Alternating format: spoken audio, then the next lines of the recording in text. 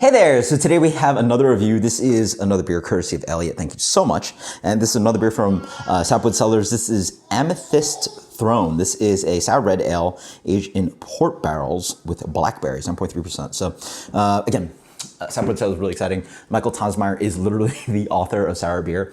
I think even now, but for many years, sour beer was just a mystery to a lot of people. And then now we have Milk the Funk, great resource. If you guys have not been on that website, definitely check it out. It's like a Wikipedia and just like dense amounts of geeky knowledge. Not only about like sour beer, it has other information on it about beer as well, but super geeky. And, so much myth and mystery in sour beer. And so yeah, Michael Tosmeyer wrote the book on it. So sour red ale, okay. Port barrels, blackberries, 300 pounds of blackberries. By the way, I love this like matte finish, kind of like specialty label paper. Deep winey aroma, complementing the vinous character from the beer's time in oversized port barrels. Yeah, acidity is moderate, providing balance to the malt without disrupting drinkability. Right, color base, vivid. Reminds you of amethyst. That's why they call it Amethyst Throne. Libation suitable for monarch crystal goblet. Blah blah. Mike and Scott. Yes. So this was brewed in 2019, bottled in 2020, and this was bottled about 3 months ago. Yeah. Less than 1,000 bottles produced. Wow, thank you so much. Thank you so much, Elliot. That's crazy. Less than 1,000 bottles produced. See how this one turns out. Oh, yeah. So, yeah, not only do they do hazy IPAs, but they also do specialize in mixed fermentation beers. I did not get to try any of that at the brewery. No, I didn't. So, first take on that stuff. First one is that I can waft it from here. I definitely get some acetic or something, right? Yeah, just a little bit of that, like apple cider vinegar, some of that balsamic. Not too much head creation, large bubbles on that. Wonderful kind of like, sour red base. It looks like a Flanders, right? Yeah.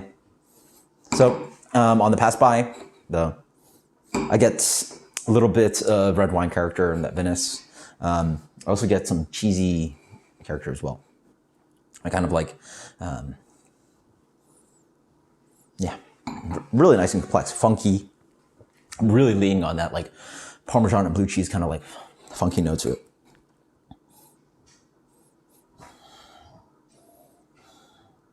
Digging deeper. It's got a little bit of like, I don't want to call it like metallic, but it almost seems like it's irony a little bit. Not in a bad way. Like I guess metallic is actually like a draw flavor, but it comes off like that. But yeah, really nice nose. It's a little bit of nail polish. It's a little bit, is a good amount of acetic acid. That vinegary thing. It's some of that funky, like, what is it like? Is it butyric? It's like vomity. Yeah, let's go there. Let's go vomity. Maybe a little bit of that kind of blue cheese thing as well. So like, those are what we call like not necessarily all flavors, but like flavors in beer, especially Brett beer that like get really funky. But the last whiff is really where I got a little bit more berry. So strange. Even though I smelled it, I feel like this has like a slightly irony kind of thing to it. Maybe. I don't know. It's strange.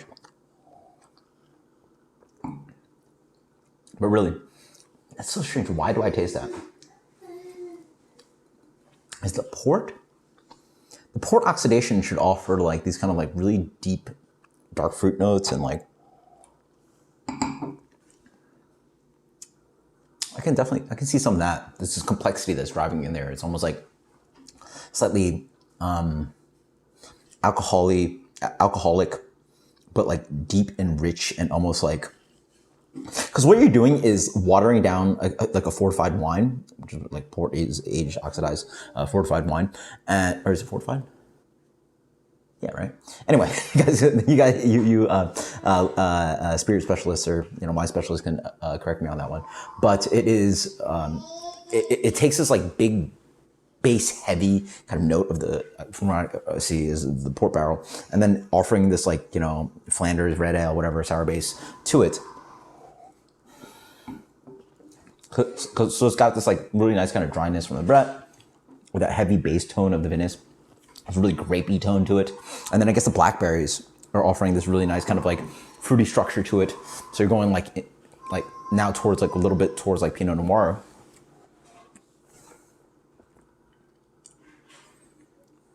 And then all those like, so despite the aromatics, the flavor is really more like, now I'm getting more jammy and a port barrel. And that's pulling away from the structure of this kind of like sour red base that plays well with that kind of like use of those other ingredients. Get a little bit of nail polish remover now. And so like maybe not metallic, but it's just like this kind of like, this tastes a little bit irony though. So I don't know. So strange. But that could just be oxidation, right? The really deep, intense oxidation offers all these like fun, interesting flavors. So it could be like, is it autolysis? I don't know. So weird. Anyway, that's me like trying to geek out and like find these like really like deep, interesting flavors in here. And but in general, get a nice sour base up here. Is that red sour base? So it's like a little bit of this kind of like red fruit, crisp, apple-y thing. Definitely tastes like Flanders. You get some of that acetic in here, but it has this really nice complexity to it because like the tartness of the Blackberries jumps up on that. So like it really, plays well like that. I'm curious what like Blackberries have, at least acid-wise. Whatever it's like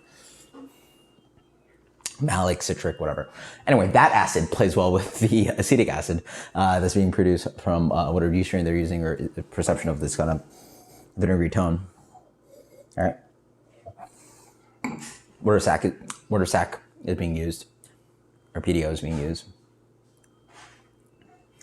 Now drinking more, I'm getting like the perception, the aroma seemed a little bit more acetic, but like on the palate, now I'm getting more like jammy. I'm like, the more I drink this, now it really like comes off more and more like red wine. It's nice and tannic. The barrels now kept popping out more. The fruitiness is like popping. This beer really needed a little bit more warming up. Oh, it's killer. And now the carbonation sort of like slowed down on this beer. So now this is a really delicious, like slightly tart glass of red wine. Wow. This literally tastes like wine. If I served this flat, I bet a lot of people would think this was wine. That's absolutely crazy. Very vinous. Like this is super, and it's so dry on the back end. Without the addition of actual, I guess the Asian port barrel, without the actual addition of like pure grape juice, this is by far the most wine tasting beer I have ever had. That's killer. I love it. It's absolutely tasty. Yeah. Now it's melded together, like those flavors I was smelling and tasting are all just like making sense now. They're like clear. The clarity is now more like cohesive, right? Like all those flavors work to make sense. So it's like a really delicious sour beer, but also just a very wine-like beer. 97. Lighting on that one. That is Amethyst Throne. Absolutely killing it. My first mixed fermentation beer from Sapwood Cellars. Absolutely delicious. Until next time, guys. Cheers. Later.